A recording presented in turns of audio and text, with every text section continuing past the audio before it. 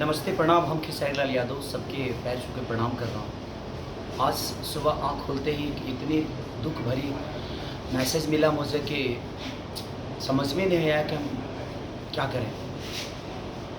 Season 13 में, big boss के season 13 में हमारे बहुत अजीज़ मित्र और हमारे दोस्त भी और एक बड़े भाई की तरह सिद्धार्थ शुक्ला जी का जब न्यूज़ सुनने को मिला तो यकीन ही नहीं हो रहा था खुद पे कि ऐसा हो सकता है।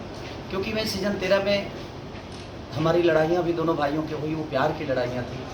और मैं जब सीज़न 13 के बिग बॉस से बाहर आ रहा था तो सबसे ज़्यादा अफ़सोस सिद्धार्थ शुक्ला जी को ही हुआ था, क्योंकि मैं उनको बाबा बोलता था और हमारी कोई पहले से परिचय नहीं थी, लेकिन बिग बॉस के सीज़न 13 में ही हमारी मुलाकात उनसे हुई।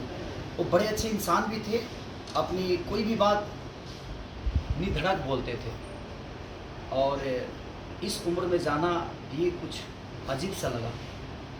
तो क्या बोल सकते हैं, बस मैं भगवान से ही प्रार्थना करूँगा कि उनकी आत्मा को शांति दे और ऐसे लोगों को इतनी जल्दी मत बुलाओ इस वक्त, क्योंकि अभी बहुत कुछ करना था। इस इंडस्ट्री को बहुत आशा थी उनसे, हम सबको आशा थी।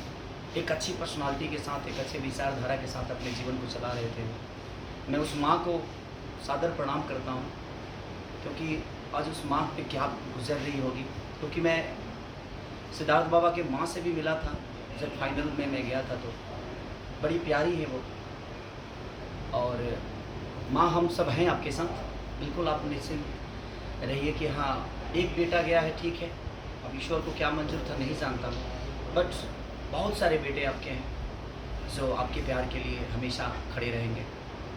तो दिल से ये दुख भरी बातें हैं, क्या बोल सकता हूँ मैं, बट मैं ईश्वर से ही प्रार्थना करूँगा कि भगवान ऐसे अच्छे लोगों को और इतने जल्दी मत बुलाइए, ये धरती सुनी सुनी हो जाती है। Thank you.